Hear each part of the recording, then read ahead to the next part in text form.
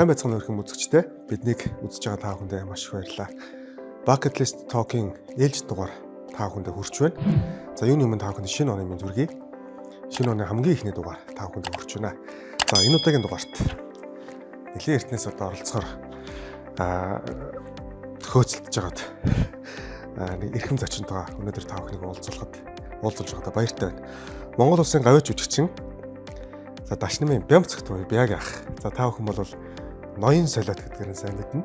Салхи тамби гэдгээр нь маш сайн мэднэ. Чи найруулагчийн карьер эхэлсэн явж байгаа. Энэ дашрамд одоо бас чиний подкастаар дамжаад үзэгчдэд бас мэдээллийн жанртаа дамжуулахад кино зохиолчийг зургийн талбай дээрээс зайлуулгач. Мамагийн чи юу н ах トゥ нарт ч хүүхэд гсэн. Эмэгтэй хүүхэд гсэн гэд тараацсан баг. Хүүшин нууцсан. Бодвол нэг лам дээр очив юм шиг байна. Нөө альч их вэ? Баруун заа сайн хэлсэн. Маа үзэгчд нь магтдаг нөгөө хэрүүл нь яваад байгаа утгагүй тий. Утгагүй ширэлтчлээ үйл дээ. Хэрүүл юм чи утгатай байна гэж хизээж байхгүй. Утгатай хэрүүл гэж байдаг юм уу? Биш яг тийм шатанд очиж галзуурлын шатанд амиа орлох хэмжээнд хүрчихлээ шүү дээ. Шизофрени болж байна. Мөнгө хэр чухал зүйл юм бэ? Хүн мөнгөөр аз жаргалыг авч эсвэл мөнгө хүнд аз жаргал өгч чаддаг юм уу чаддаггүй. Таны бодлоор хамаагүй би ядууч гэсэн миний сэтгэл ахмар амгалан байд би жаргаа гэдэг ихсэн багт мөнгө хэрэгтэй юу гэдээ надаас асуудаг юм. Хэрэггүй юу гэдээ асуудаг. Ойлгож байна миний философиг те? Ойлголоо. Тэг би нийгмийн шүмжилж шít нэг. Тийм. Сэтгэлгээ шүмжилж шít. Маш сонио харалтай шүү. Тийм байна. Гэхдээ би боддог шít ээж хатлаа. Ганц бүтээл хийвсэн гэж боддогс одоо бодохоо болцсон. Аянда гарч ирэх бах. Бодоод тахаар зажим үсээд ингээд тэрний төлөөгээд яваад иж магадгүй. Одоо бодлохгүй болчихсон байж магадгүй.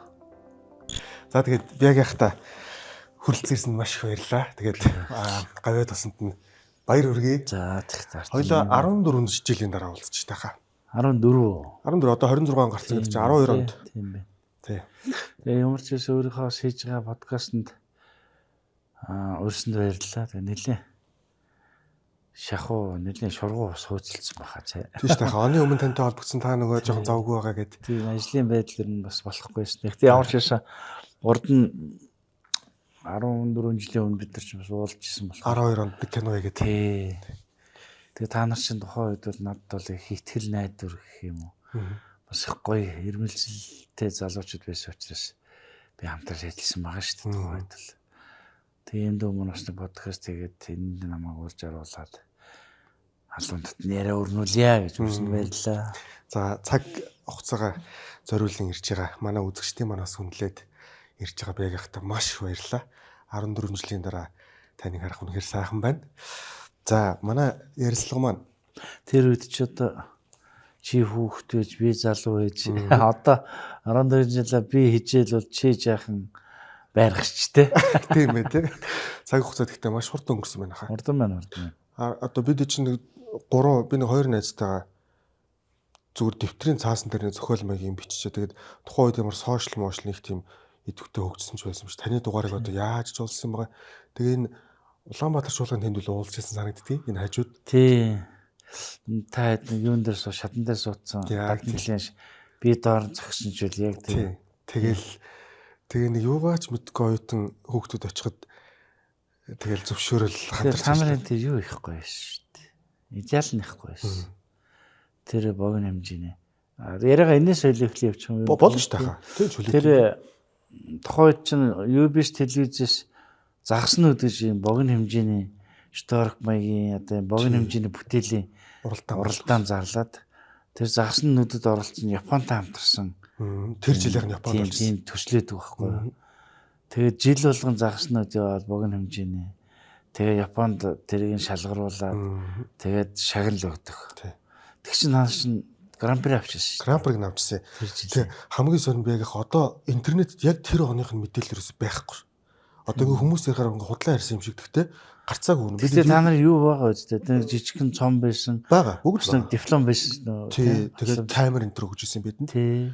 Тэгээд тэдний бүгдээрээ байгаа UBS дээр очиж тэр шагналаа авч ялаа.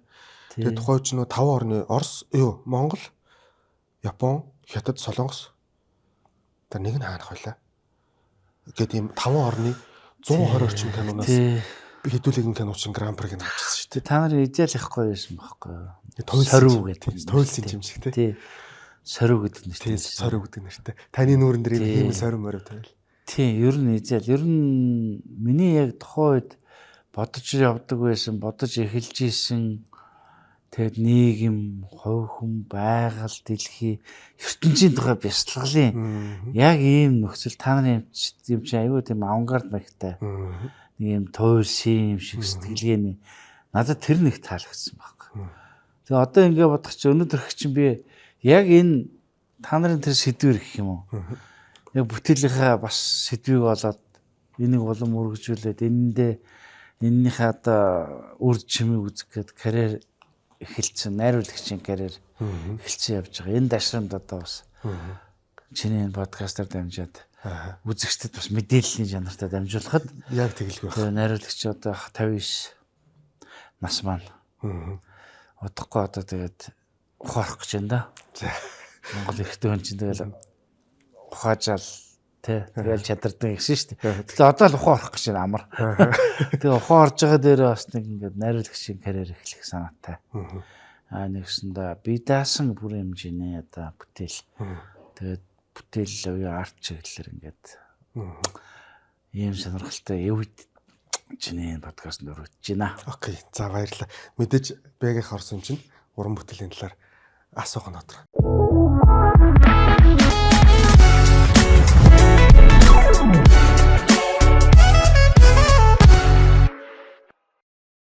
За яг ихтэй дахин баяр хүргэе. Тэгээ бидний зорин ирж байгаад маш их баярлалаа. Гавьяад болсонд нь баяр хүргэе. Энэ бол бүр ямар ч эргэлзээг хүлээн зөвшөөрөгдсөн цол байсан гэдгийг бол бүх монголчуудын яриа хүлээн зөвшөөрсөн тухай шоу гэж байсан.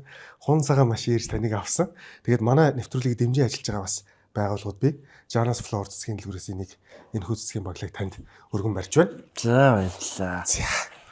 За гоё цэцгийн баглаа бэлгээсэн баярлалаа. За дээрэс нь энэ манай ярилцлагуудыг та бүхэнд хүргэхэд энэ Чимээ паблишинг хамтран ажилладаг байгаа. Чимээ паблишингийн Вавилоны хамгийн баян хүн гэдэг номыг бид хүн онцолдог байгаа.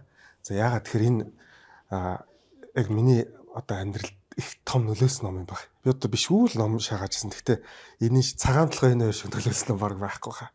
Энэ нэг санхүү эдийн засагтай холбоотой, ажил амьдралтай холбоотой ийм ном. Бүр хаавс 1926 онд бичигдсэн. Одоо энэ жил 100 жил болж байгаа ном байна. Энэ бол гайхалтай бүтээл. Тэгээ энэ хүү номыг би яг яхта Чимээ паблишингийн зүгээс. За баярлалаа. Бэлэг бэлгийн дэд ном. Тий. Маш гайхалтай ном байна. Тэгээ ерөөсө уншихад баг гач нэг хагас өдөр ном уншдаг юм бол уншчихар юм ном байна. Гайхалтай.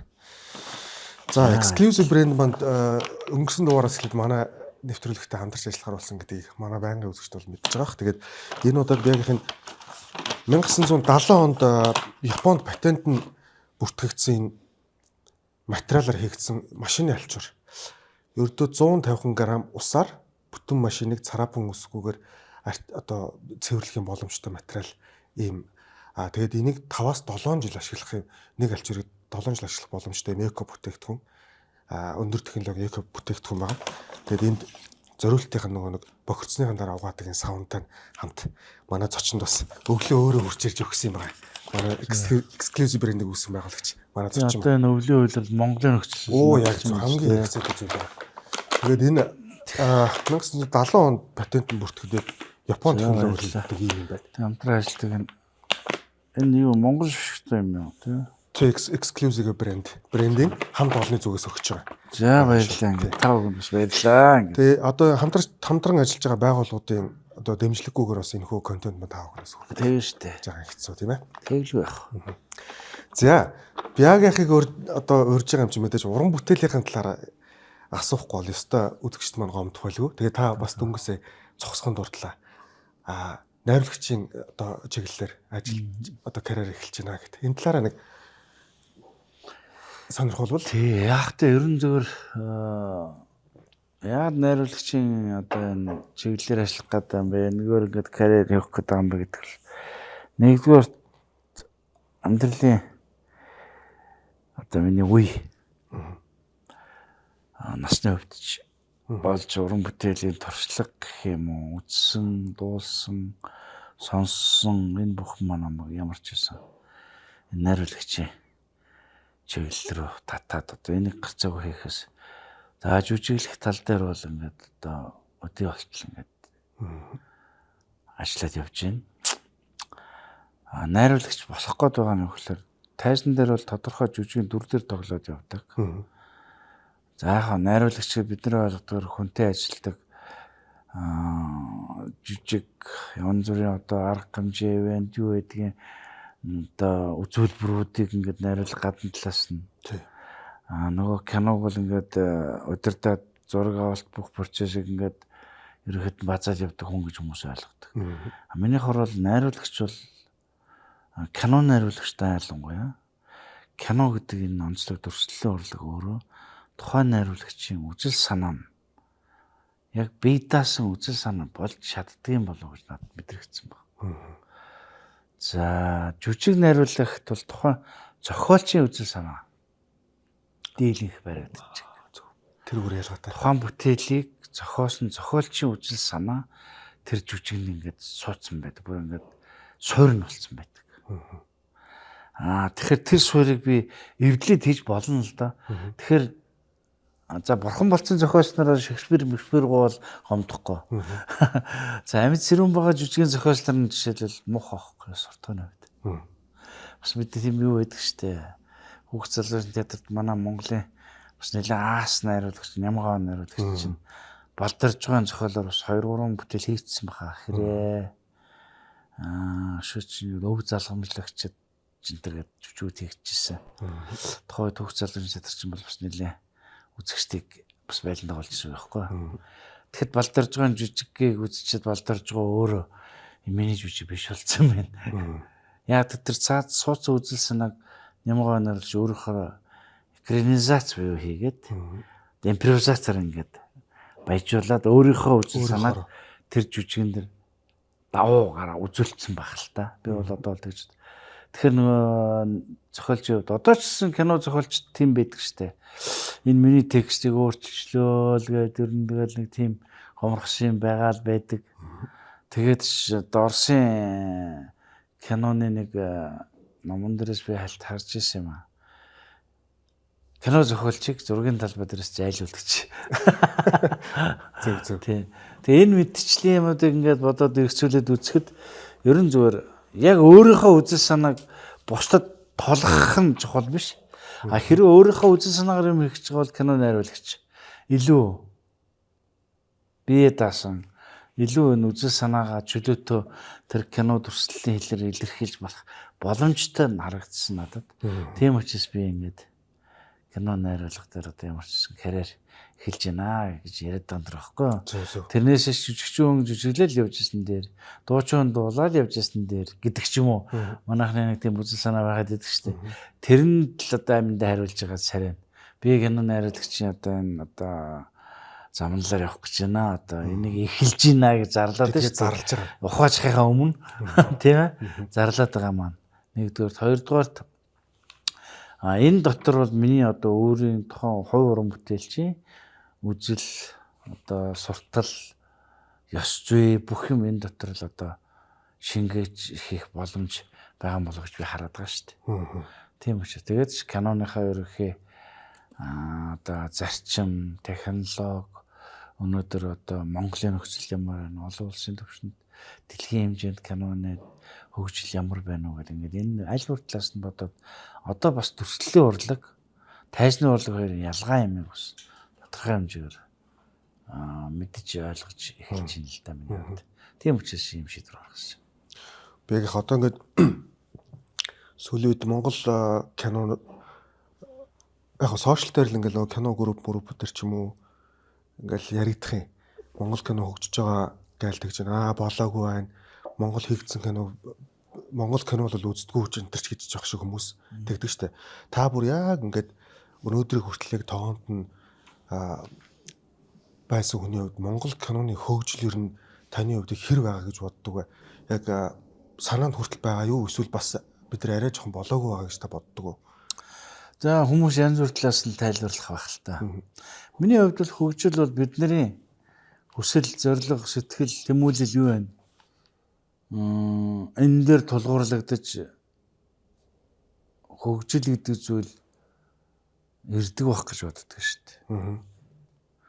Хэрвээ хүн өсөхгүй бол, зорихгүй бол ямар ч хөгжил, ямар юмд хөгжил ирэхгүй шүү дээ. Ер нь л амьдрал дээр тий. Тэгэхээр энэ асуулт өөрөө асуугдж байна гэдэг логик нь бол хөгжиж байна л гэсэн. Хэрвээ хөгжөө байсан бол чи асуухгүй байхгүй энэ талаар. Тэр хөгжүүлэх гээд байна гэдэг чинь чи хөгжихгүй нэ гэж асууж байгаа гэж хөгжүүлэх гээд байна гэсэн л байхгүй. Хэрвээ хөгжүүлэхээ хүсэхгүй бол асуухгүй л байхгүй. Тэгээд товчхондоо юу гэж хариулах чинь Монгол улсын кино бол хөгжиж байгаа.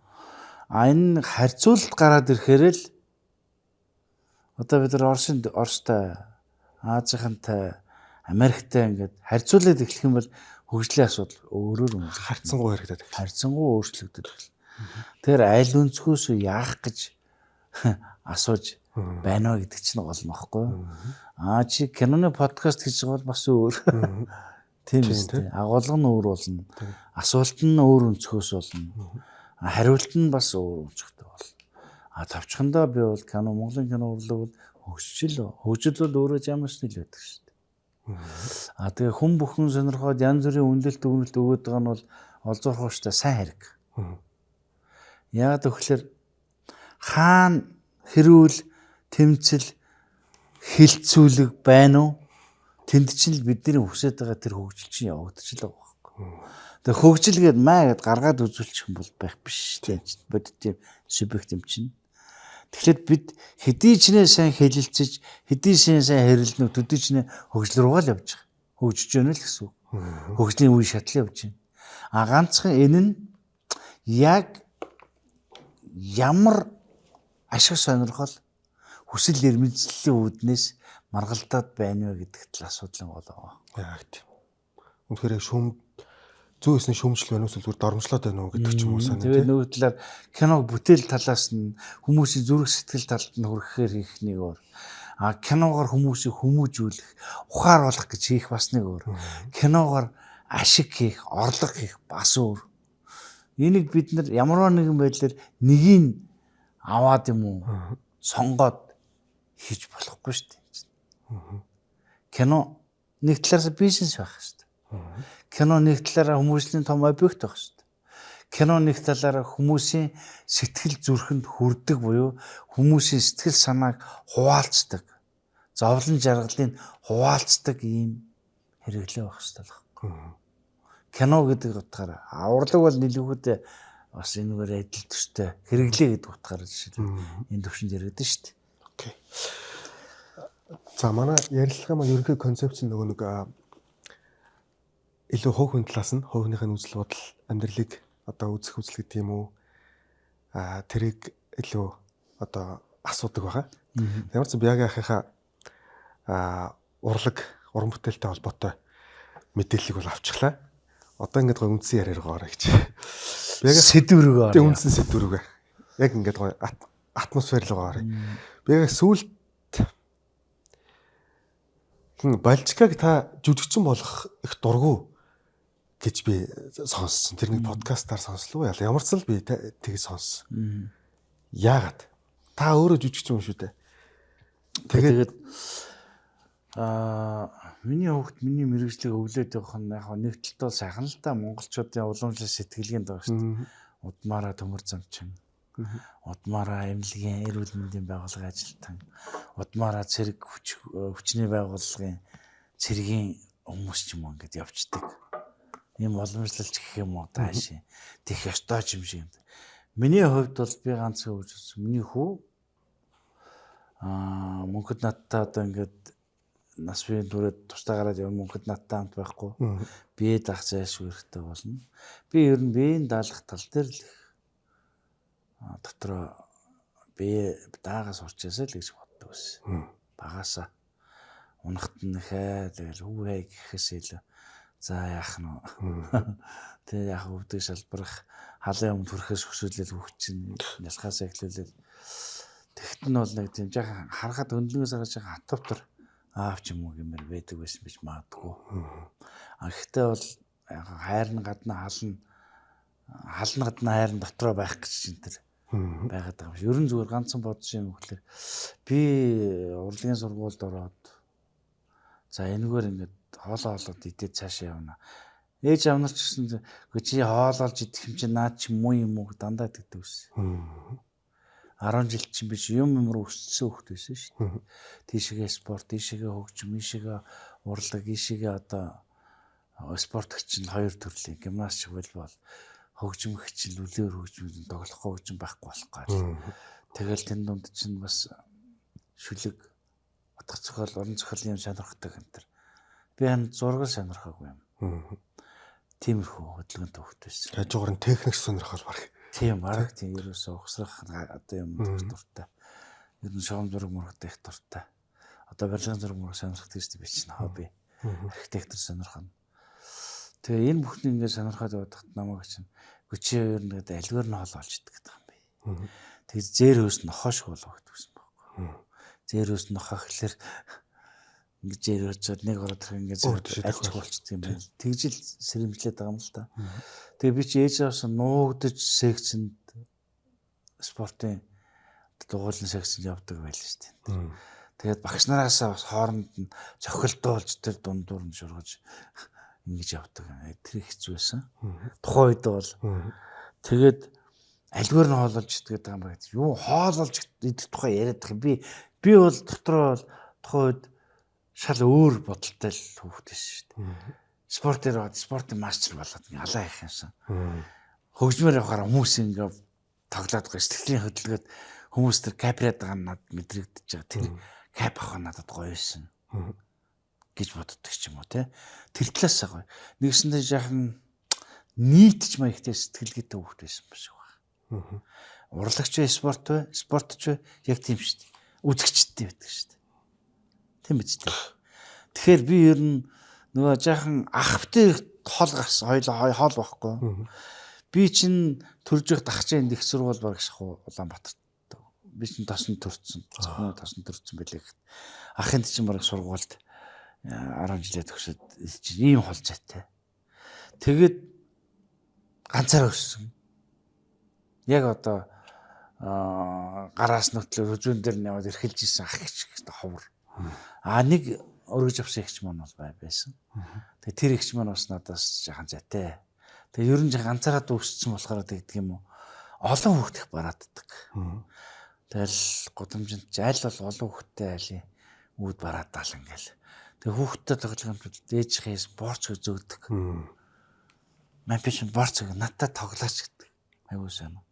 Тэгээд сургууль нэгдүгээр ангид орохдоо би чинь дахь ахуулаг байсан байхгүй. Оо зү. Миний дахь аваагүй. Ерөнхийдөө жаахан танх өссөн. Нөгөө өөрх юм автэрийн дунд бас би азгуул олаах нартай байх байсан. Эндцэн байхгүй. Тэгээд би чи нөгөө өгч тогтсон ганц хүн болч уурч байгаа шүү дээ айлын. Тэгээд дутуу гарцсан гэж. Ийм урлах. Ээж хүртэл намайг ингээд нэг амлуулах гээд совдогч навчсан. Ингээ харсан чинь эрэхтэй хөвчөж цаашаа гэж байгаа юм. Тэгэхээр сэтгэл зүйн травмтай болчихъя. Урд нь ингээд эрэхтэй хөвчөд гараад эндцсэн учраас. Тэгэхээр ээжийн зовлон би одоо бол ойлгож байгаа юм л да. Тэгээд 3 нас хүртэл хамгийн том байж чад эндцсэн гэж байгаа байхгүй. Тэгэл дараагийнх нь тэнгэрийн хөвгт гэж ярьдаг юм байна шүү дээ монголчууд. Ингээ буцаад авчдаг гэнтэр гэж ярьдаг тийм юм. Тэгээд найдварх багтаа энэ төр байсан. Дутуу гарцсан. Тэгээ хүн болцсон. Тэгээд дуртайтай хүн болсон гэж ярьдаг шүү намайг. Дутуу мөртлөө дутуу гарсан хүмүүс чинь бас нөгөө дутуугаа гүйцэх гэж улам том болдог гэсэн шүү дээ. Тэгээд ээж аав хоёр мөн жаахан эрэгтэй хөсгөөд намааг чи ер нь ах トゥ нарт чинь ах хүүхэд гарсан гэдэг. Эмэгтэй хүүхэд гарсан гэд тараацсан байхгүй. Хүүшийн нууцсан.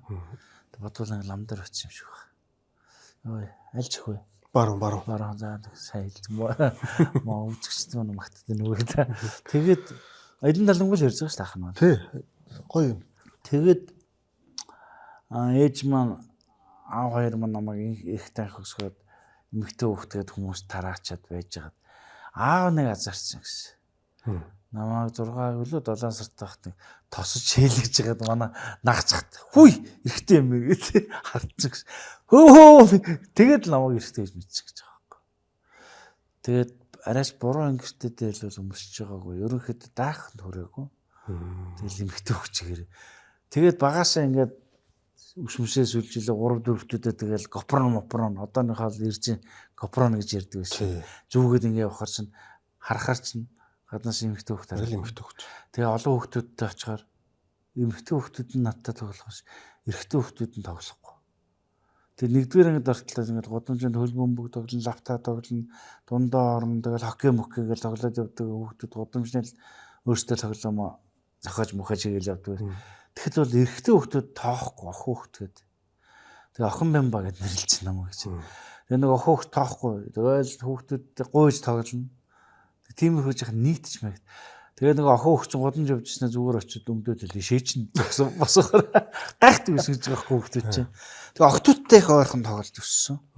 Охтууд чинь тохоо чартаа дээш иржэн бөмбөг ханна. Одоо хүртэл мэддэг шүү дээ. Тэгэл эргэл мэргэл иржэн дээр эртөө хөтлөхөр нэг иржэн гэдэг нэг юм хоёр хүүхд дундаа иржэн яачаа дундаа орно өсөрдөг юм. Эртөө хөтлөхөө арай жахан хурдтай өсрөл мэсрэлт гайгүй. Тэгээд нөгөө охтууд чи намайг талдаа авах дуртай. Талцдаг.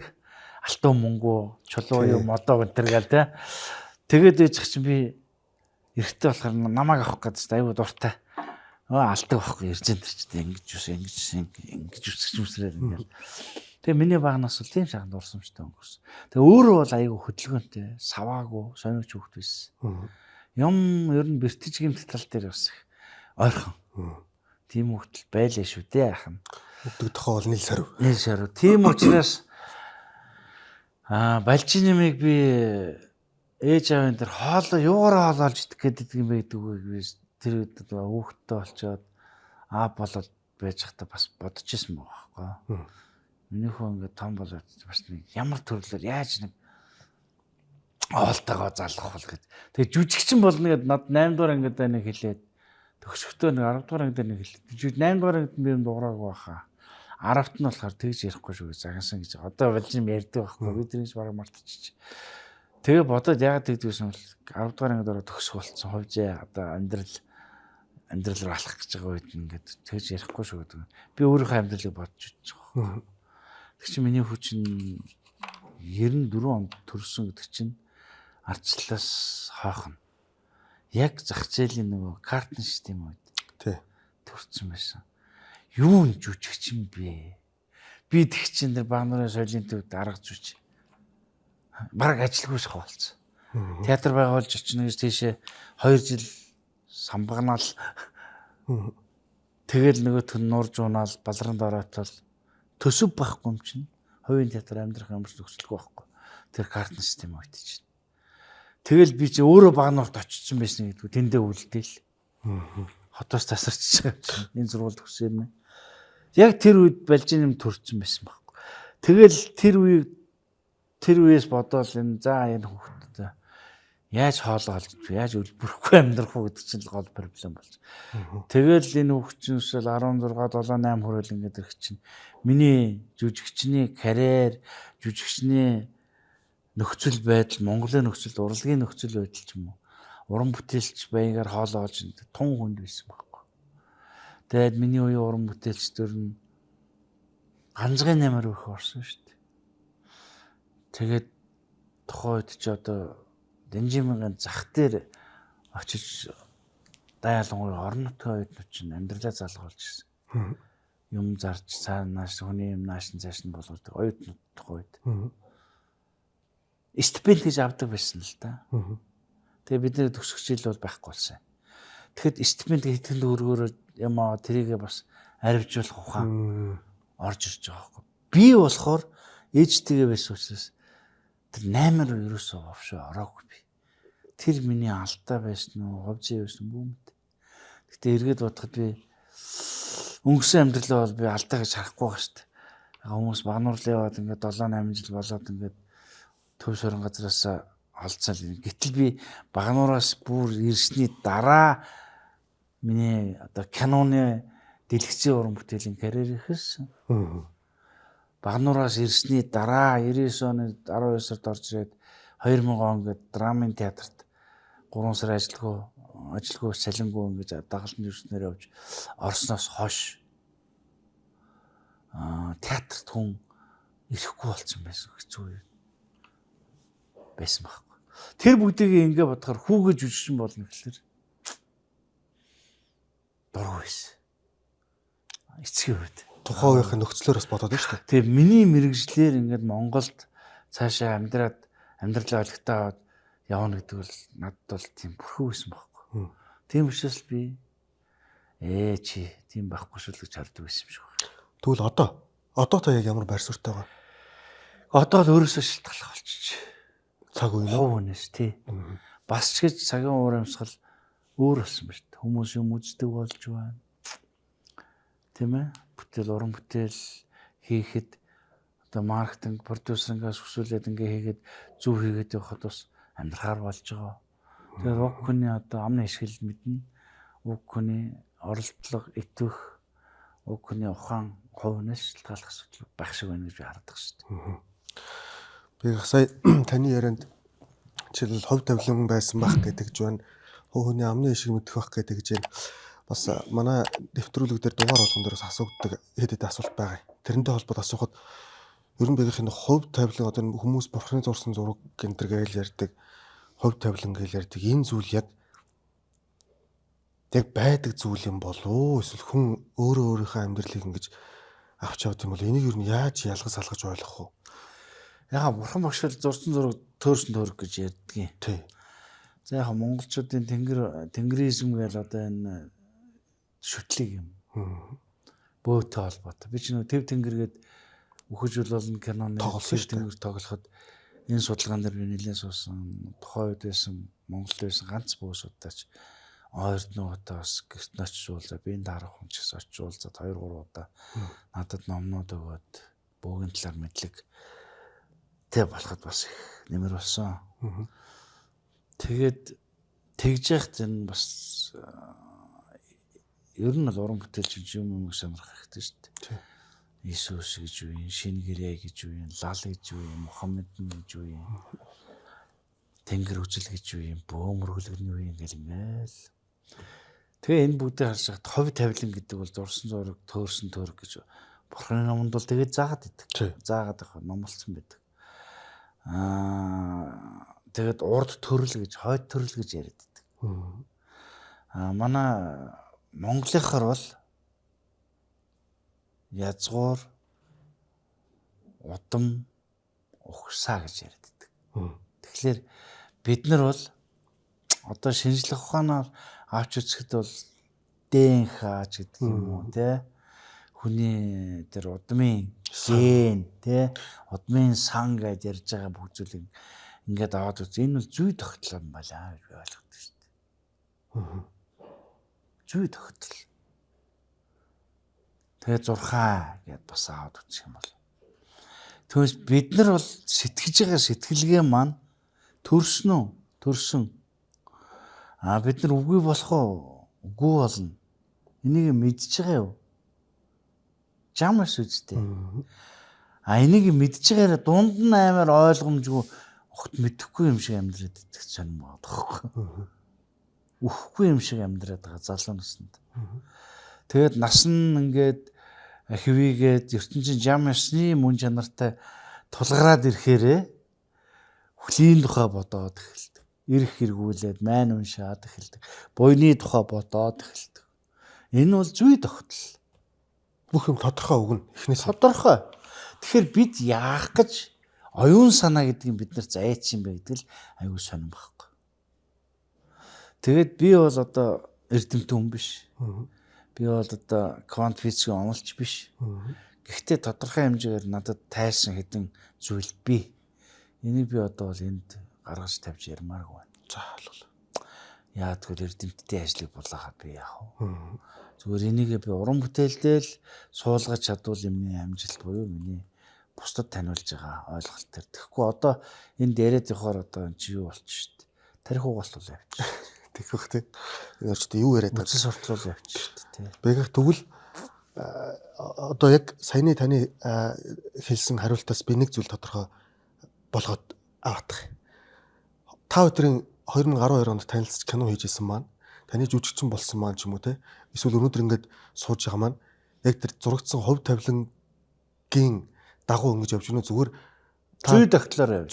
зүй тогтлоор явж.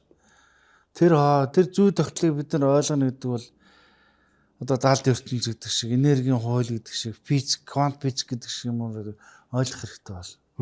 Зүй тогтол гэдэг бол бидний жишээлбэл юунд байдаг байхгүй эстетик буюу гоо зүүн онол төр байдаг байхгүй. Зүй тогтол логик гэж юм. Амьдрал логикгүй зүй тогтлоо. Ид шид гэж юм байна уу? Байхгүй. Би бол байхгүй гэж. Дал тухамсарт байдаг бидний тэр зүйл амьдралыг байдгүйгүй юу гэдэг асуулт. Энэ мөнхийн асуулт. Яагаад мөнхийн бэ гэхээр бид нар тэрийг тайлах аливаа юмыг нууц юмыг тайлах гэж ирмэлзээд байгаа. Хүсээд байгаа энэ юм маань өгөгдөл байхгүй. Хүсэхгүй байж чадахгүй, шунахгүй байж чадахгүй, тэмүүлэхгүй байж чадахгүй маань өгөгдөл байхгүй. Энийг бид нар өгөгдөл гэж бодохгүй байгаад л бидний алдаа байхгүй. Түрүүн та нөгөө хойднаас урднаас гээд шашнуудад ярьж ирнэ гэдэгсэн шүү дээ. Хоёр асуулт байна. Нэгдүгээр та яг хойднаас урднаас гэдэг зүйлд итгэдэг үү? Нөгөөх нь одоо бас мөн дугаар болгон дээр дийлэнхтэр нь асуудаг асуулт. Та хоёр нүхлээс айдаг уу? Одоо л айхаа болчих шүү дээ. Урд найдвс. Хүсэл мөрөөдөлтэй үедээ их итгэвтэй үед хүсэл мөрөөдлөд оргил гэх юм уу? Хүн бол ямар нэг юм тэмүүлэл хүсэж байгаа нэг оргилдаг юм шиг байна. Тэгээд дараа нь яхаа жам ёсоор ингээд тэр хүсэл мөрөөдөл тогтдог. Хадгалагдчихдаг гэх юм уу?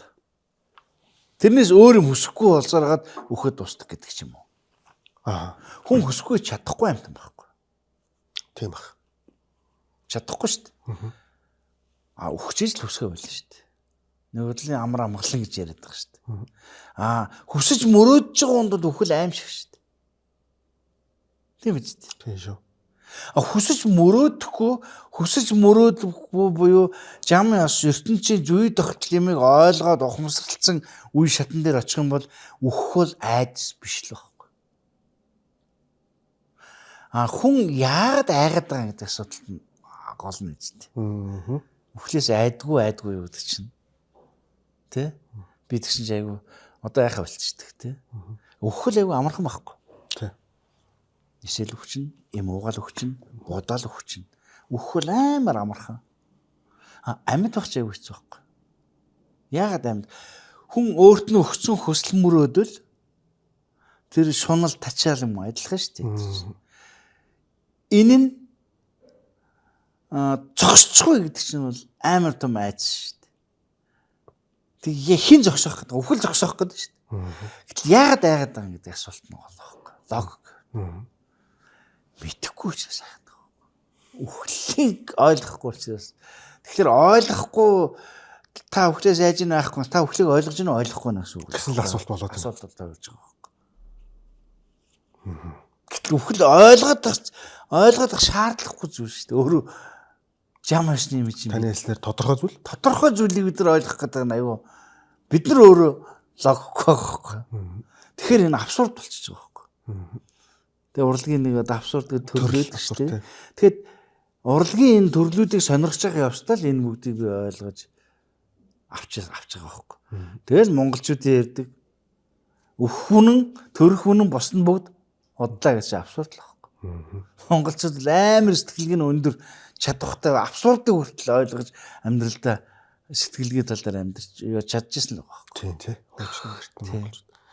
Урднаас хойдноос талаар тухайд. Энэ бол яригдах ёстой асуудал. Удмын гений асуудал бол авчих шүү дээ. Чи нэг юм мэдхүүгүй юу? Миний аав төрсөн шүү дээ энд. Миний өвөө над дээр ирсэн шүү дээ гэж яриад байдаг шүү дээ. Тий, эргэж төрсөн гэж. Эргэж төрсөн гэж яриад байдаг. Энэ байж болох зүйл. Бид нар байгаль гэдэг энерги дотор амьдарч байгаа шүү дээ. Бүх зүйл энергитэй. Тэр чигээр энерги. Тэр бол энергийн л шилжилтүүд байхгүй. Тэрийг одоо тайлбарлаж байгаа нь урднаас ойднаас гэдэг байж юм. Нэг ойлголт байж магадгүй. Тийм байна. Тийм байна. Яг тийм байна. Тийм энергийн шилжилтүүд л байгаа явах гэж байгаа шүү дээ. Тэрнээс тэр хүн яг тэр чигээр төрнөглөөр утахгүй үстэй. Байж болохгүй шүү дээ. Миний хүүхд бол төрчүүд миний хөө би чиний хүүхд төлтөө гэдэг ингээд тэр ухамсараараа тэр тэгэхээр энэ дунд цаг хугацаа буюу нөхцөл байдал гэдэг юм бид нар авч үзэхгүй хаяад байгаад бидний сэтгэлгээний том алдаа байхгүй. Бүх зүйлийг нөхцөл байдал тухайн момент яг одоогоор бид нар асуудалд хандахгүй байгаа байхгүй. Тэгэхээр нөхцөл байдал гэдэг бол маш хүчтэй буюу цаг үе нөхцөл байдал гэдэг бол бүгдийг яадаг байх нь уралдуулдаг байхгүй. Өөрчлөлтөнд хийдэг гэдэг байхгүй. Ингэхээр арай өөр өнцгөөс өөр тайлбарлуулж байгаа юм байна. Тэгэхээр би түрүүн 2 3 зүйл өөртөө бол ингээд нээцээ одоо тэр гэгэрцгэжлийг өшөө уушлаараа зүгээр ойлгоцсон гэдэг бол. Одоо энийгээ би зүгээр бусдад түгээгээд буян болох гэдэг надад бол сонирхол алга. Тийм. Ямаас урлагтай бол шингээ. Гол нь хийж байгаа юмдаа суулгаад өгчвөл тэгэл болоо тэр бол тэгээд миний зориг гэх юм уу да. Тийм л энэ да. Одоо бол ярихаас залхаад шүү дээ. Би тэр талаараа юу? Тий. Бусдын хоол болол дуусч байна. Яа тэгэхээр идеал бол үнэтэй байхгүй. Тийм биз дээ. Тийм шүү. Бид нар энийг ойлгохгүй байна монголчууд. Үнэгүй хэрэглэх гэдэг юм уу? Одоо уран бүтээлч болсон миний хувьд бол энэ надад аяа муухай зан. Нэгэн чиний нэвтрүүлэг чөлөөт учраас би одоо ингээл зах зээлийн хүнд хэцүү үед чинь тэр үед чинь шүү дээ. Одоо 2000 онд Улаанбаатар төрчл байр савгуу тэгэл ингээл хашаа байшин дүрслэл улаастаа баяа шүү нис тамт ингээл дагуухтаж ирэл явжсэн шүү дээ. Тухайд. Тэгэхэд нэг зүйл анзаардаг байхгүй. Тухайд ч одоо нэг дөнгөж нэг клип реклам маягийн анхудаа л ингээл телевиз дээр хайлт эхэлж ирсэн байхгүй. Шоуны нэг реклам ч гэдэг шүү дээ. Тэгэхэд гарчаад тамхи байхгүй. Салин байхгүй тий. Тэгэл годамжлал бол гэрээс гараад ажил руу авах түүч байж байгаа байхгүй. Мөнгөөс шавхаж байгаа ширхгээр тамхи. Тэгэл тэгж яах. Үу сайн уу? Хүүе чиний тэр юмч тоглох гэж байгаа юм билээ штэ хөө. Үдэн шүү. За. 20 төгрөгөө ойл 2 тамхи ширхгээр. Маа гэд надад юм бохгүй штэ. Тэгсэн ярина. Хүүе үдэн шүү. Урлага өгөөрэй гэдэг л байна. Урлага өгөөрэй гэдэг ба штэ. Яг бид тэр хүмүүс буруу биш байхгүй. Нийгмийнх нь өөрийнх нь сурц сэтгэлгээнийх нь одоо юу байдал тогтжсэн тухай хүмүүсийн харьцааны тогтолт юм байж л дээ. Одоо ер нь дээрдэж байгаа юм шиг тань санагддаг уу? Ер нь харьцан өөр болчихсон. Лавал манай ах トゥ нар миний жүжигийг урилгаар үзье гэж нэг ч хүн ярьдаггүй. Би ер нь тэгээд өөрөө болж байгаа онгороо сургацсан дэвш. Манай ах トゥ нар ухамсартай байгаад байна. Энэ нийгмийнхаа зах зээлийн харьцаа, энэ хүмүүсийн хэрэглээний энэ харьцааг ойлгож байдаг шүү дээ. Мөнгөний, санхүүгийн, эдийн засгийн хэрэглээ энэ харилцаанд бид нар ороод байна шүү дээ нийгэм чинь. Тийм биз дээ. Материаллык талаас юмд хандах хандлага маань өөрчлөгдөж байна. Нөгөө идеаллык талаас хандах хандлага маань бас өөрчлөгдөж байна. Энэ дунд бид нар хоорондоо ингээл үзэл санааны тайн хийгээл чи бол үе өнгөрөөсөн би бол одоо орчин үеийг гэдэг ч юм уу. Ингээл нөгөө хэрүүл нь яваад байгаа байхгүй. Утгагүй тий. Утгагүй ширэлтчлээ үйл дээ. Хэрүүл юм чи утгатай байна гэж хизээч байхгүй. Утгатай хэрүүл гэж байдаг юм уу ер нь? Аливаа утгагүй юм одоо би ингээл явж ирсэн жүжигийн зохиол юм уу кино зохиол хийчихсэн эхтэн нөхөр хоёр яг утгагүй байдалд орох хэрэгтэй учраас хэрэлдүүлэх хэрэгтэй болж штэ. Кинонд тийм шаардлага үүсвэл шаардагдсан байдал үүсвэл өгөгдсөн нөхцөлөд миний яриад байсан тэр штэ. Зүг. Тэгээ сая та сайн нөгөө эдийн засгийн ингээд эргэлтэнд харилцаанд орж ингээд хэлж штэ. Мөн л одоо дугаар болгон дээр асуудаг асуулт л та. Мөнгө энэ эд хөрөнгө гэх юм уу мөнгө за ерөөсө мөнгө гэл ярьч. Мөнгө ер нь яг хүний амьдралд хэр чухал зүйл юм бэ? Энэ нэг тодорхой шалтгааны улмаас энэ асуулт асуугдах болсон юм. Мөнгө бол юм чухал биш хүн ингээд хоронтой орж хайхтай л амьдрч байл болоо гэдэг юм хүмүүжлийн нэг тийм юу байлаа л да. Бас бидрийг жоохон багтаж юм уу. Магадгүй таныг жоохон багтаж тийм байсан байж магадгүй. А гэтэл одоо миний бодлоор бол цаг үеийн жоохон өөр болсон юм шиг санагддаг. Тэгээ энэ дээр бас ингээд хамт олон найз нөхдөд ингээд жоохон мэтгэлцээ үүсдэг байхгүй юу?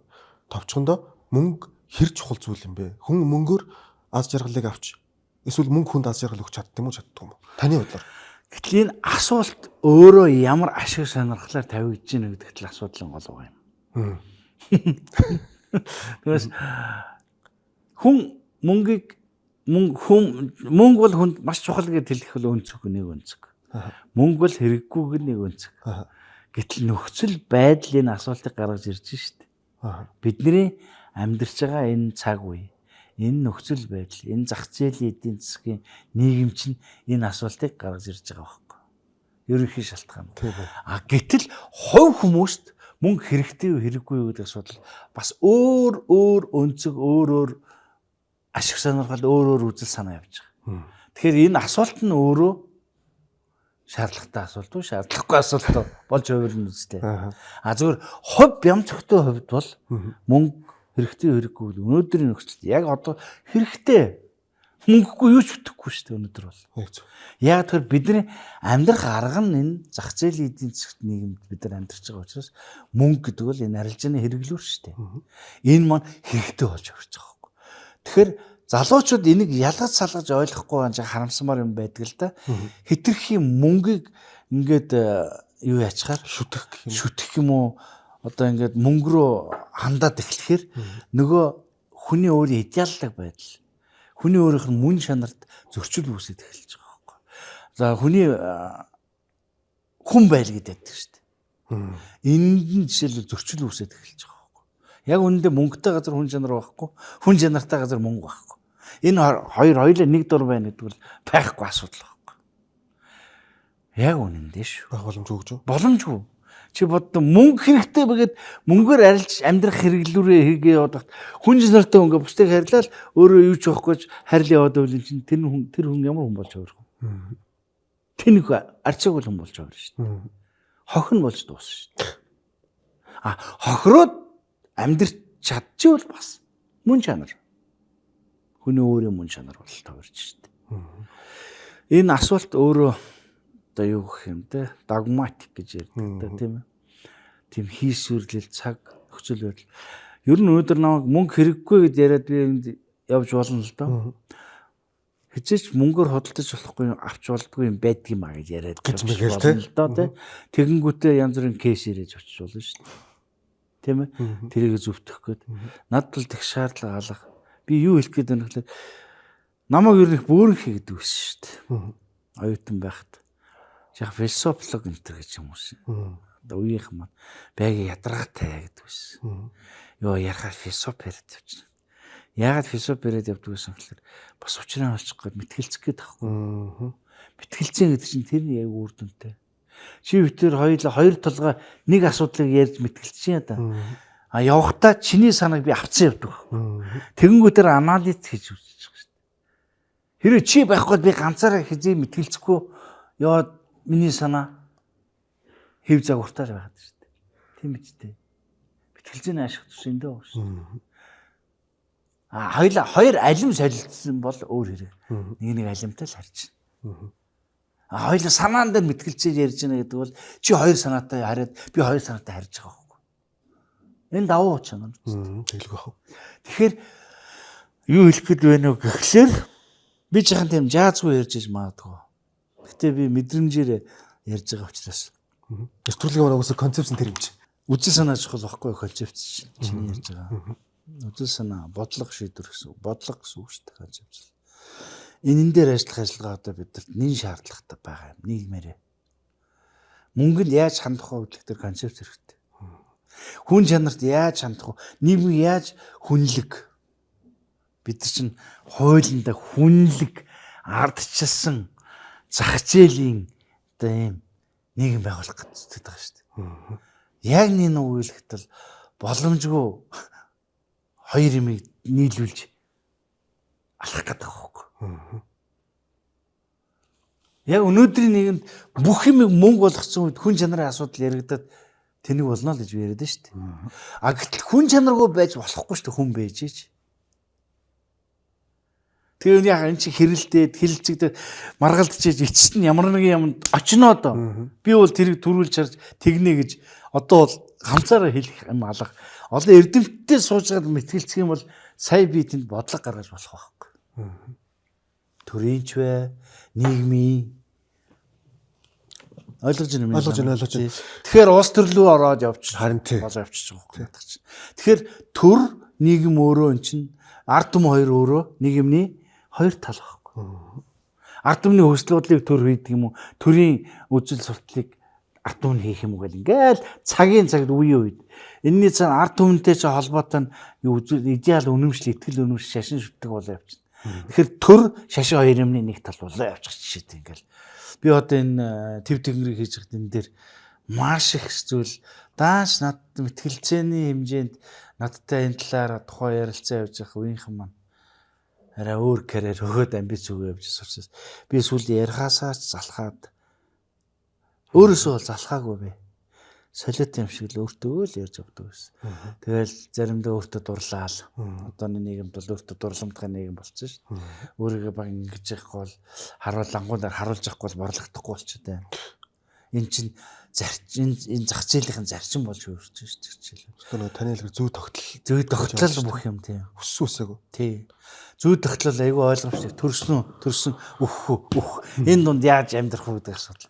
Гэтэл үнэндээ бол та бурхан ч вэ, тэнгэрч вэ, буддаач вэ, Иесус ч вэ, лаланч вэ. Хүний сайн сайхны төлөв байдаг. Бүх шашин нийтлэг хэв шинжин.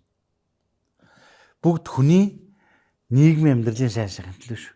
Нийтийн амьдралын сайн сайхны төлөө. Хүн төрлөختний сайн сайхны төлөө байдаг. Үзэл санаа нь, үзэл суртал нь өөрөө тийм байдаг. Зорилго нь нэг байдаг.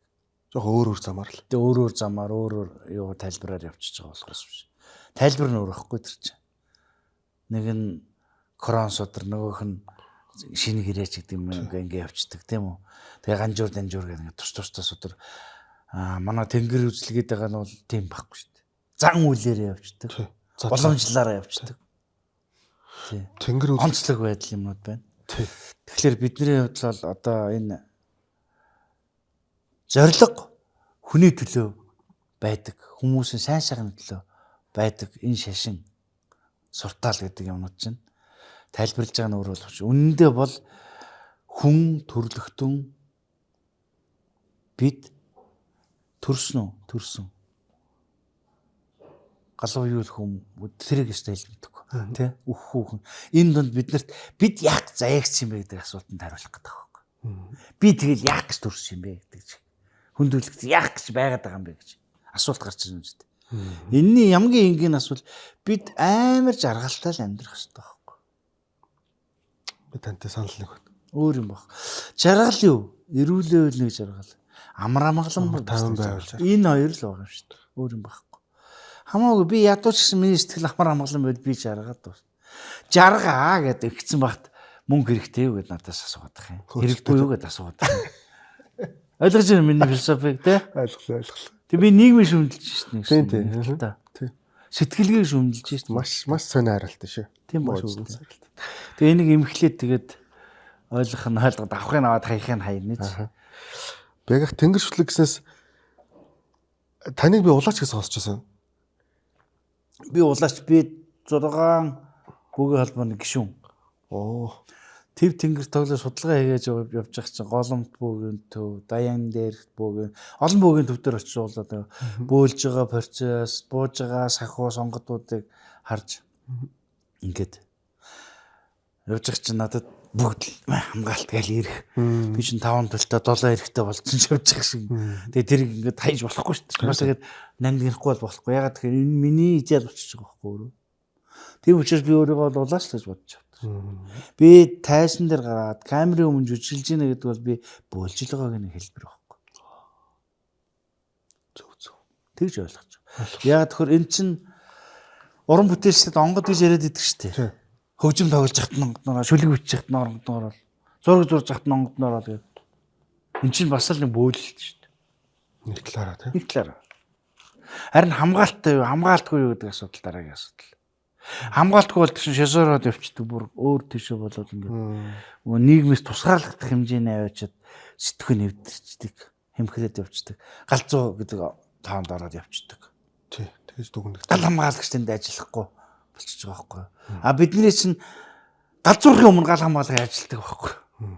Биш яг тийм шатанд очижсэн шүү дээ. Галзуурлын шатанда бүр амиа орлох хэмжээнд төр хүрчихлээ шүү дээ. Шизофрени болж эхэлж байгаа байхгүй. Тэгэнгүүт сая юу тайвшрал намайг тэр тайвшрал гэдэг маань надад ямар нэгэн юм яаж гинөө. Миний уурга тэрхэнд ирж мэдээлэл өгч намайг тайвшруулж ирсэн байна. А тэрийг би бол миний онгод гэж ойлгодог байхгүй. Ойлгож байна. Тэрнээс би бодоод тайвшраад байгаа юм биш. Нэгсэндээ за энд одоо нэг түрүү ярихгүй гэсэн юм яалч явахгүй ярихаар л боллоо л да. Бид нар бодож ийн гэж ойлгоод байдаг. Бид нар бодож ийн гэж яриад байдаг. Би бодохдоо гэж яриад. Үгүй. Миний харал. Бид нар боддоггүй. Бид нарыг бодуулж идэг. Би бас надад сонсч ирсэн. Хин бэ гэдэг асуудал. Асуулт гарна. Байгаль бодуулаад байгаа юм уу? Бурхан багш бодуулаад байгаа юм уу? Өвгдээс бодуулаад байгаа юм уу? Эсвэл хин тэнгэрийн нэг эжидтэн бодуулаад байгаа юм уу асуудал. За энэ дээр тэгэл бодцохоо.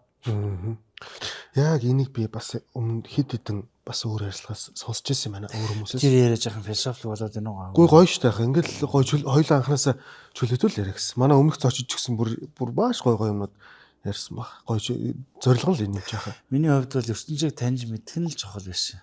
Амьдралын хувьд. Тэгээ одоо таньж мэдчихлээ гэж өнгөрөх гээд байгаа ч юм биш өөрөөр нь. Зүгээр ойлгож явах ойлгож байна шүү дээ. Ойлголт авах хэрэгтэй. Бэгх тэгвэл амьдралаас яг өнөөдөр хүртэл авсан гарцаа байхгүй аксиом гэдэг ч үлээ теорем гэдэг ч үлээ гарцаагүй ийм юм байна. Энийг залуучуудаа хүмүүсээ ойлгоод аваарай гэж ойлгож авсан зүйл юу вэ? Одоо за энэ бол яг гарцаагүй тийм байлаа шүү гэдэг. Одоо түрүүний төрхөн үнэн энийг ярьж хэлмээргүй байна. Бас тэгэл энийг тарих угаалт болоод явна. Хүмүүс өөрсдийнхөө л амьдралыг ойлгоод өөрсдийнхөө л амьдрал өөрсдийнхөө амьдрал харгаа олоод ингээд явах л амьдрал нь сонирхолтой. Тэгмээс би тгээ хэлчихээр энэ нэг социалист дурлалын шиг болчих гээд байна. Хамгийн сайн жүжигч нь хэн бэ? Хамгийн сайн зохиолч нь хэн бэ? Хамгийн сайн дуулдаг нь хэн бэ? Энэ бид нар өнөөдөр нэг тиймэрхүү үзэл санаагаар юм хандах гээд. Энэ бол би бол энийг бол зөвшөөрдөг. Өстой нөгөө өөрийнхөө л ихшгэлэх хэрэгтэй. Өөрийнхөө л явах хэрэгтэй. Чи бодолтой. Энэ бол би яг зүгээр Монгол сэтгэлгээний уламжлалыг би ярих гэдэг юм ин чинь. Монгол даяараа морин хуур Монголын үндэсний хөгжим болтлоо. Ингээ айл болгон хадгалагдаад явж байгаа уламжлал байгаа. Говийн татлага нэг өөр. Баруун аймагуудын хуурын татлага нэг өөр. Зүүн аймагуудын бас өөр. Төв Монголын бас өөр байхгүй. Тэгтэл бүгд л хоёр хуудастай морин хуур. Гэтэл тэр нь морин хуурны толгойтой чинь толгой гэж толгойгүй болоо галны толгойтой болоо бүрээдэн юм гэж болоо. Тэр нь тэгээд ингэж юу Симчок маягаар одоо нөгөө татлагтай болохоор тэг болохоор нэг өөр. Тэгснэ дон гэ товшоор болохоор бас нэг өөр. Энд чинь яг л хоёр хуудастай юмнууд. Тийм үүсэл хөгжил зүй тогтол нэг л хөгжиж явсараа зүй тогтлохыг дагуулж явсараа ингээд бид нар тэр шүү дээ. Энэ талаас бодоод үзэхээр тэр бүхэн өөрсдөө л хөгжсөн байгаа үстэй. Тэр нь гоё байхгүй та. Яг өөр. Давтагдахгүй байхгүй та. Адилхан морин уур тоглоод байгаа юм. Татаад байгаа юм. Татлага байгаад байгаа юм. Тэгсэн хэрнээ өөрийн онцлогтой татлаганууд. Тэр монгол хэлээр яриад байгаа хэрнээ аялгууд яваад шүү дээ. Одоо намдаа ингэж ирээд күрэдэн нэрээд яа тэгээд бүрээд одоо ойр дөрвдүүд ингэж яриад баруун аймгийнхан намдахгүй зэндаамдаг яриад тийм энэ хэлний аялганы хамдан зарууд оршоод бүрээд болоод бүгд монгол язгуур угсаа үндэс аялга. Гэтэ энэ аялга нь өөрс нь ингэ тус тустай байгаа гоё байхгүй. Гоё. Өстой тансаг сонсогд. Эн чинь өөрөө баялаг байхгүй. Монгол сэтгэлгээ талаас яа тайлбарлахад би тийм байгаасаа ч хүсэж байгаа учраас амьдралаас нэг юм яваад ингэж ягаасаа гэж би бол хэлмээргүй байна. Окей. Хэрвээ би хэлэх юм бол өөрийнхөө ярьсныг үгүйсгсэн юм хэлнэ. Хамгийн амар. Тийм ээ. Амьдрал тус туулаад ирээд тодорхой нэг үр дүн би дүгнэж үлднэ дээ. Ийм байдгийм байна гэд. Тэгээ энийг яриад өгнө гэж бодлоо шүү дээ. Энийхээ эсрэг ярина айгүй бол. Өөрийгөө үгүйсгээд төгсдөг байхгүй ертөнцөө. Аа. Одоо Станиславский гээд бидний жүжигчний онолыг Монгол Константин Сергеевич. тий. Станиславскийга бурхан болохтой миний систем буруу юм байна гэж хэлсэн гэж байгаа байхгүй. Насаараа номлчоод. Гэтэ одоо ч гэсэн яг тэр Константин Сергеевич Станиславскийн системээр явдаг. Дэлхийд суурилж яваа. Тий. Америкийн жүжигчний суурь энэ бас л аач явах байх шүү дээ. Андан Павловичийн төрсөн дүүн Станиславскийн шав театрын жүжигч нь Америк руу гарч яваад үзэл суртал нийлэхгүй. Тэгээд Америкт тэн школ хийсэн. Түгээсэн. Тэр школ нь одоо энд. Бид нар бол тэрийг орчуулж авчраад Монголд хийсэн. Тэгээ монголчуудад нэг л жаахан тийм жаахан ойлгохгүй зам багаад байгаа. Жаахан хөнгөө хоодмог салхитамбэр хөө. Салхитамбэр хөө. Яа аргагүй энэ нөгөө үзэл суртлын нөлөөнд дор байсан учраас Оросын орчуулгаж байгаа бүх юмуд тийшээ марксист-ленинист онол, марксист-ленинист гооз, марксист реалист урлаг, социалист реалист урлаг гэдэг ингээд явцсан учраас энэ жаахан тийм орчуулга бол оршуулга байсан болцсон байсан байхгүй. Тэгэхээр монгол хүний сэтгэлгээний онцлог суур юм руу орохдоо хүнд цаг үеийг дуулсан. Тэгээ бид нар бол одоо монгол хүмүүс бас биш шүү дээ. Ойлгож байна. Ойлгож. Би бас санал нэг байдаг ер нь. Ингээд хэлэхээр ад болох. Харилцааны хэлгээд нэг юм яриад байгаа. Энэ маань яг монгол мөн үү биш үү мэдэхгүй шүү дээ.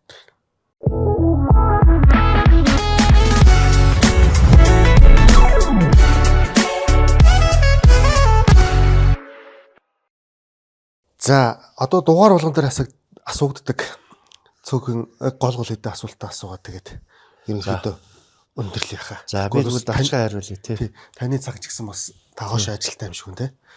За танд амьдралдаа ямар нэгэн байдлаар харамсдаг зүйл байдаг уу? Байл байх уу? Зөндөө бай. Мээжгээ хамсгал орохт нэг хажууд нь байж чаддаг амар харамсдаг. Нэг хамсгал татаад би нэг 26-7 минутын дараас би энэ хөрөөгөө багт. Тэр нь амар харамсдаг. Одоо л харамсдаг дотор. Тэгтээ мэдхгүй ягаад чинь нөгөө ховь тохиол уучрал гэдэг тийм учраас ээж минь надад дандаа л амьд юм шиг санагдаад байдаг. Юус ээж би өөд болцоо гэж боддгоо. Хэрвээ амьсгал татахт нь хажууд байсан бол өөд болчлоо доо гэж бодох байсан байж магадгүй баг. Нэг юм дотоо болохоор ингээд байгаад байгаа юм санагддаг. Энэ бас гоё гэж магадгүй.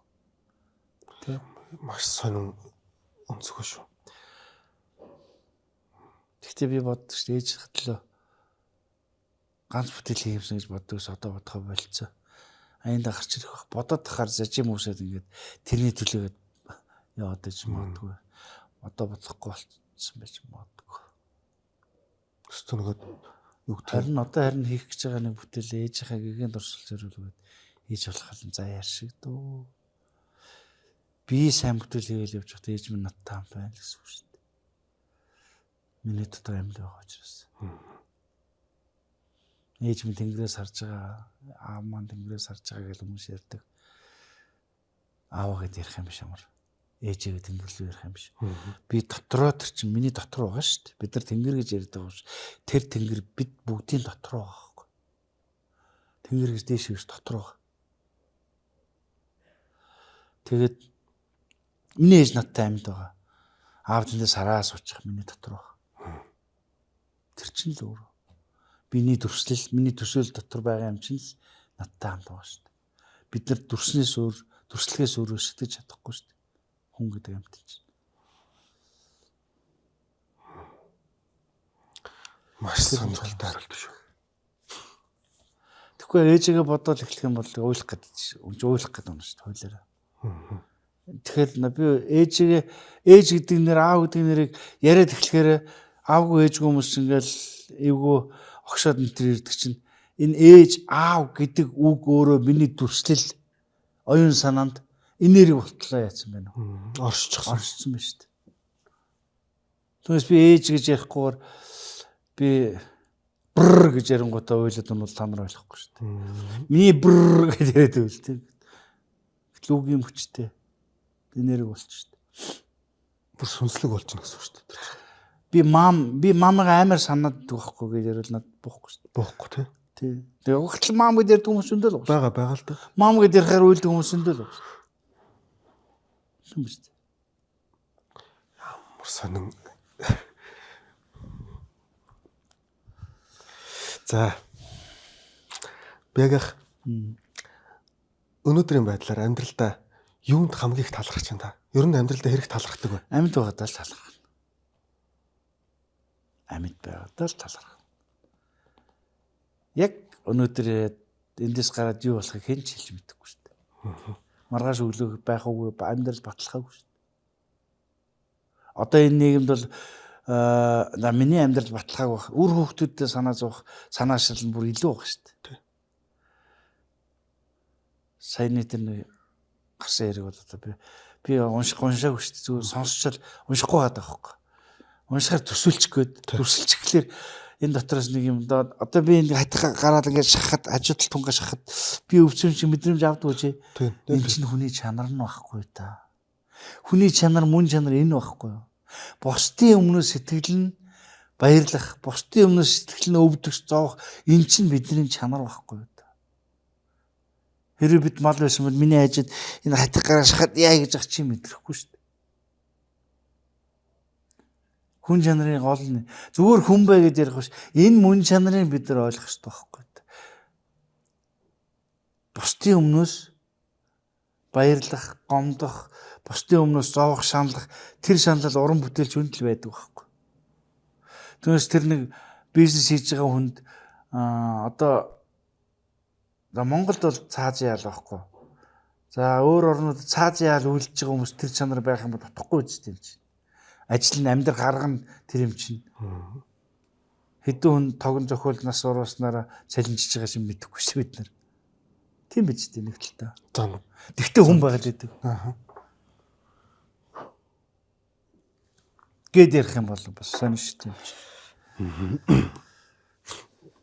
Энэ нөгөө манай ярилцлага маань bucket list гэдэг нэртэй. Яг энэ нэртэй кино байдаг. Хоёул дөрөв нэвтрүүлэг нь ярьжсэн тийм.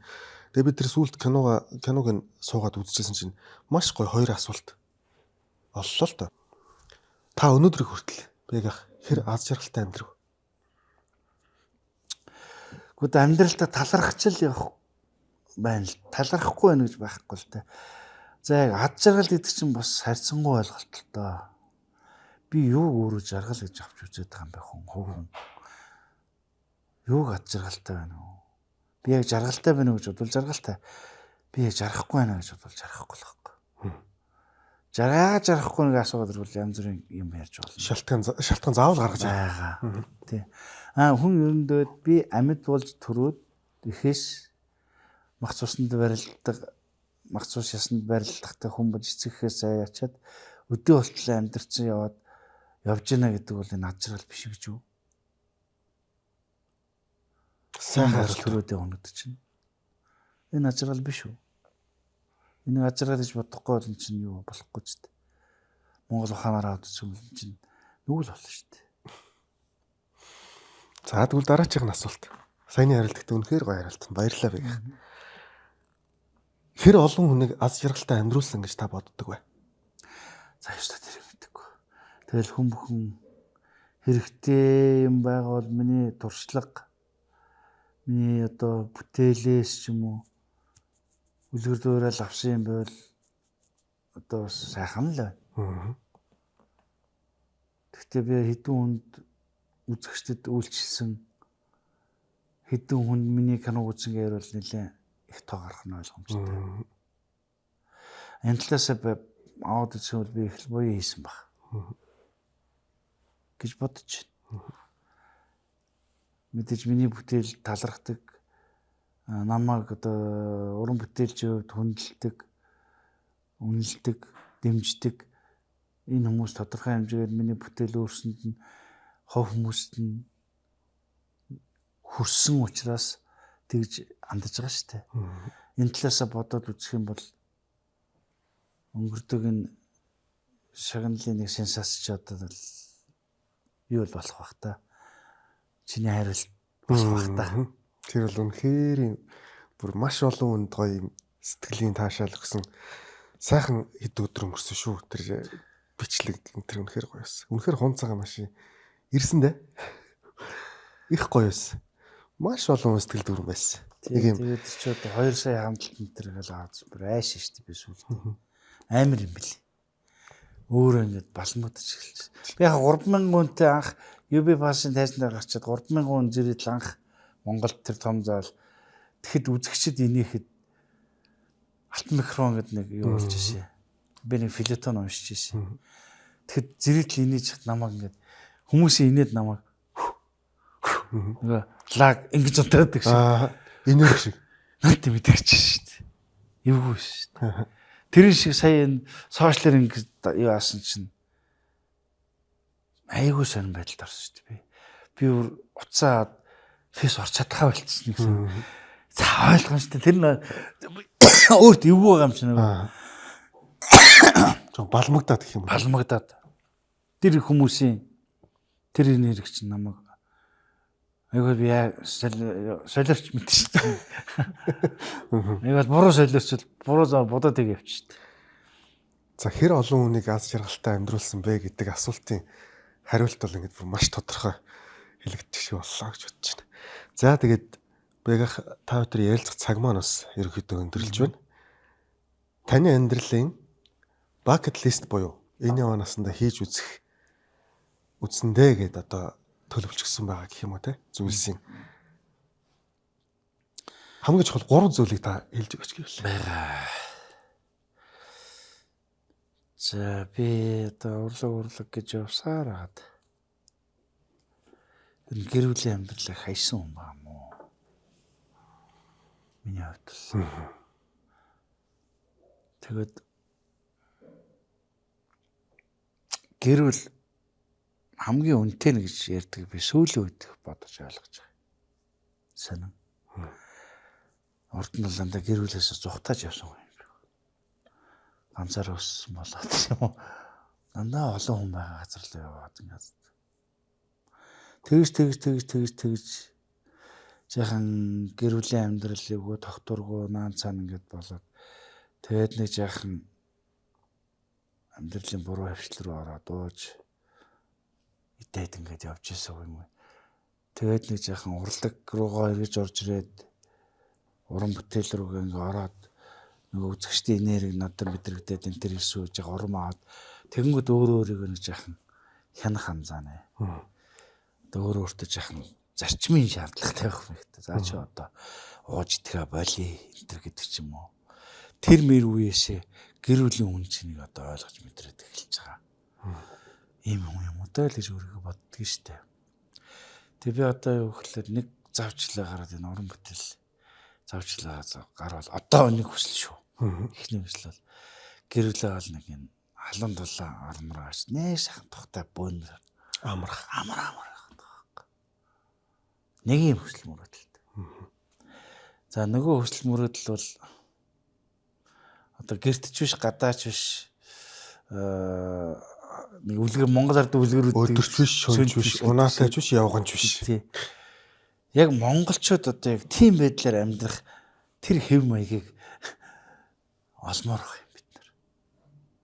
Яа тэгэхээр бид нар нэг хэлэхэд соёлын зөрчил, соёлын ялгаа буюу иргэншлийн зөрчил донд орчиход байгаа байхгүй. Сэтгэлгээний хувьд ч амжиргаа амьдралын хувьд ч монголчууд. Түүхээ ярихаар бид нар шал өөр сэтгэлгээний фактууд байгаад байдаг. Тэрийг тайлбарлах гэхээр өөр аргачлал тайлбарлах ухаан гэх юм уу өөр аргачлалаар тайлбарлах методик гэж ярьдаг шаардлагатай болчиход байдаг.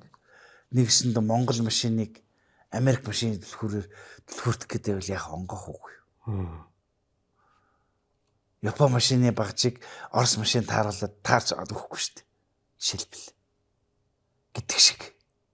Ойлгож байна уу? Ойлгож байна. Бид нар энэ аргыг олох хэрэгтэй болчиход байгаа байхгүй.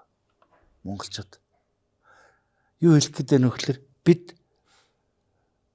өмнөх үеэсээ ирээдүйн үеэсээ хоёр дахь илүү ачаа үүрчнүүдээр амьдрах хэрэгтэй болчихдог байхгүй. Энэ дундаас тэсвэрлэх хэрэгтэй болчихдог.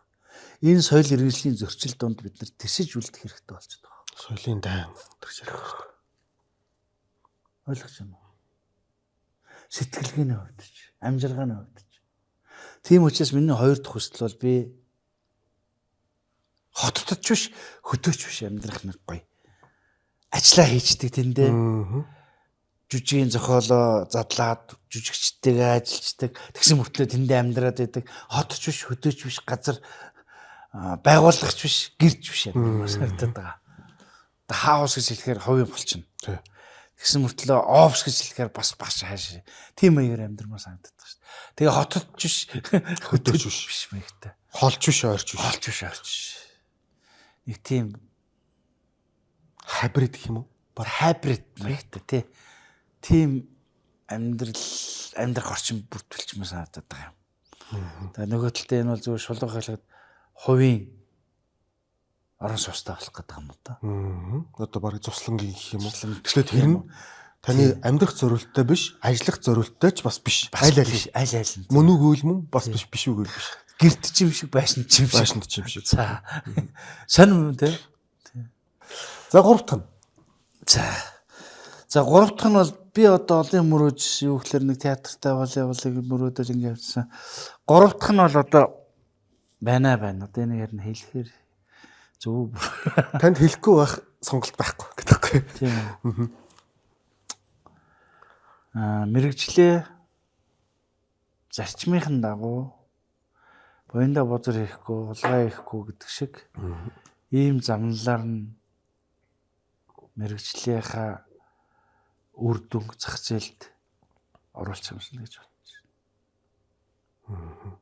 Орж чадахгүй байна.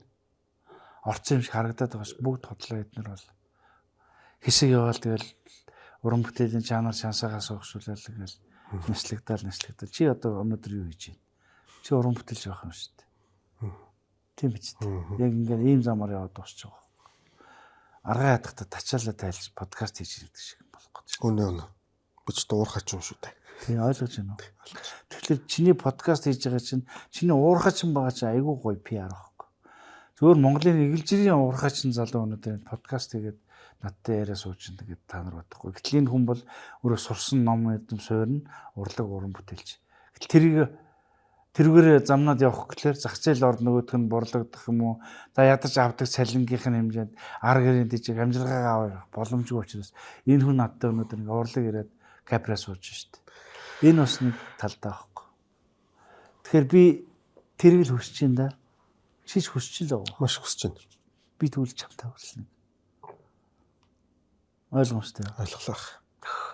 Өөр юм хүсэхгүй. За тэг өнөөдөр их сайхан ярилцлага болж байна. Үнэхээр сайхан ярилцлага болж байна. Би тэгээд яг ярилцлагынхаа төгсгөлийг ямар нэгэн асуултгүйгээр, ямар нэгэн тайлбаргүйгээр зочдтой үлдээдэг юм байна.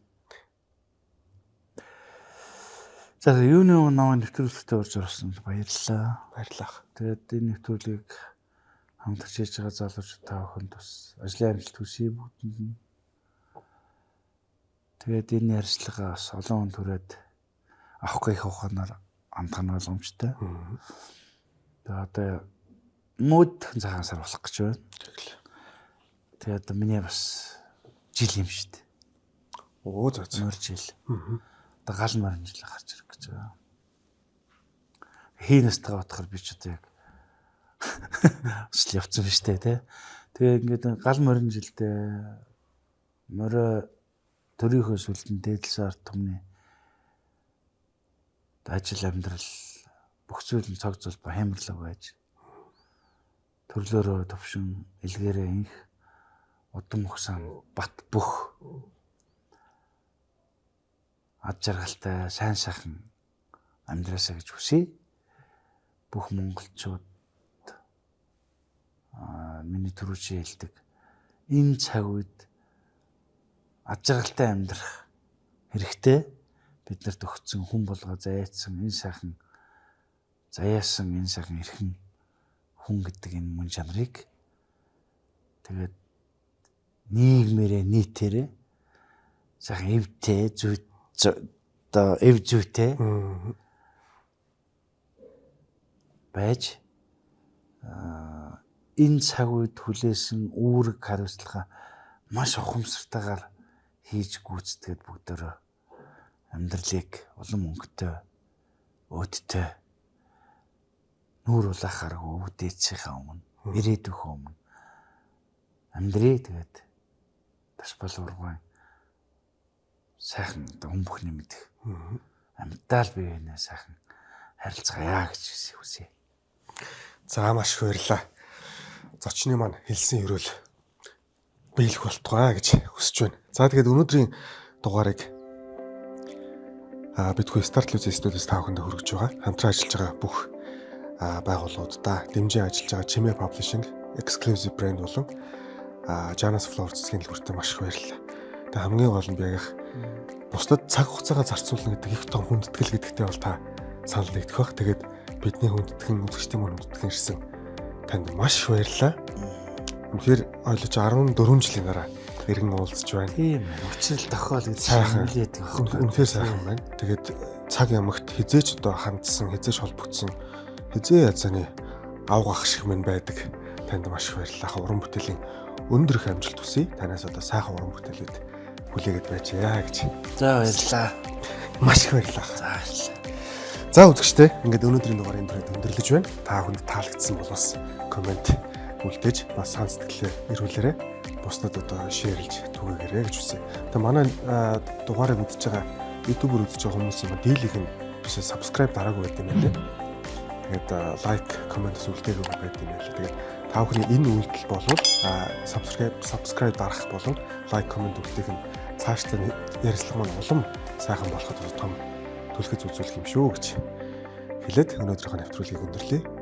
За тэгээ бүгдээрээ биягийнхын ерөөсний дагуу аль болох хас жаргалтай сайн сайхан амар амгалан амьдарцгаарай. Баярлалаа.